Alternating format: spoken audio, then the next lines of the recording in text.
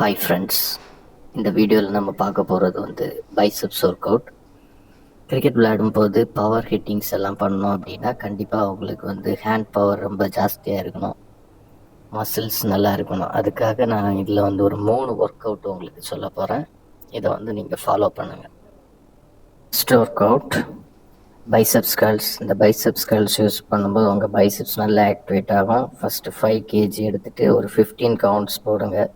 Second settle 8 KG எடுத்துகிட்டு ஒரு 12 counts போடுங்க. தேர்ட் செட்டில் 10 கேஜி எடுத்து 10 கவுண்ட்ஸ் போடுங்க.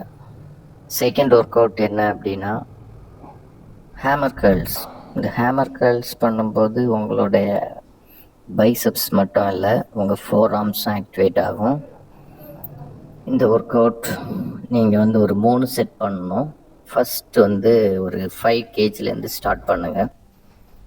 அப்புறமா ஒரு செகண்ட் செட்டில் 8 கேஜஸ் போடுங்க. அப்புறம் நல்ல ஸ்ட்ரென்த் இருக்கிறவங்க ஒரு 10 கேஜி போட்டு ஒரு 3 செட் பண்ணுங்கள். ஒரு ஃபஸ்ட்டு செட்டில் என்ன பண்ணலாம் அப்படின்னா ஒரு 15 கவுண்ட்ஸ், செகண்ட் செட்டில் ஒரு 12 கவுண்ட்ஸ், தேர்ட் செட்டில் 10 கவுண்ட்ஸ். இப்படி போட்டிங்கன்னா உங்களுக்கு நல்ல ரிசல்ட் கிடைக்கும். தேர்ட் எக்ஸசைஸ் என்ன அப்படின்னா கான்சன்ட்ரேஷன் கர்ல்ஸ்.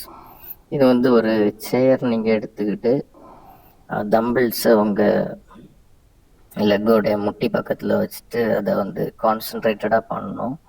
பைசப்ஸில் வெயிட் கேரி பண்ணுறது மாதிரி பண்ணணும். இதுலேயும் சேம் 3 செட் பண்ணுங்கள்.